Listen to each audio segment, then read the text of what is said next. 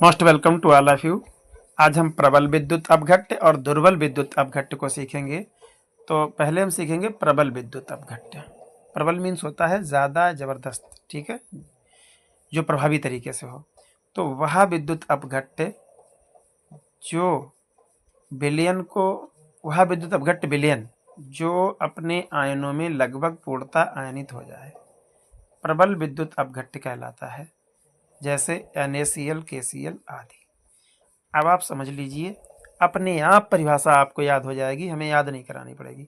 हमने मान लिया एक बर्तन है मेरे पास और इसमें हमने क्या भरा है, जल भरा हुआ है। अभी तो ये जल है और इस जल में हमने क्या मिला दिया, ये NaCl जो है वो इसमें मिला दिया। अब इसकी सांद्रता बढ़ गई और अब ये क्या हो गया, जब जल में कोई NaCl क्या है, विद्युत अपघट्य है, ठीक है। और विद्युत अपघट्य पदार्थ मिलाने पर जल में मिला देंगे तो विद्युत अपघट्य विलयन बन जाता है। तो इसमें विद्युत अपघट्य पदार्थ हमने जल में मिला दिया। अब ये क्या हो गया, अब ये हो गया है विद्युत अपघट्य विलयन। क्या हो गया, विद्युत अपघट्य विलयन हो गया है, ठीक है।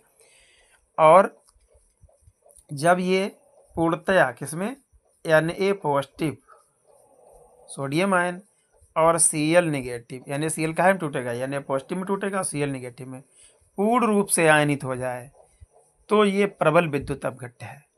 तो अब इसकी परिभाषा देख लीजिए, बन गई कि जब वह विद्युत अपघट्य विलयन जो अपने आयनों में लगभग पूर्णतया आयनित हो जाए, प्रबल विद्युत अपघट्य कहलाता है। जैसे NaCl, KCl आदि काफ़ी होते हैं ऐसे जो पूर्णतया आयनित हो जाते हैं।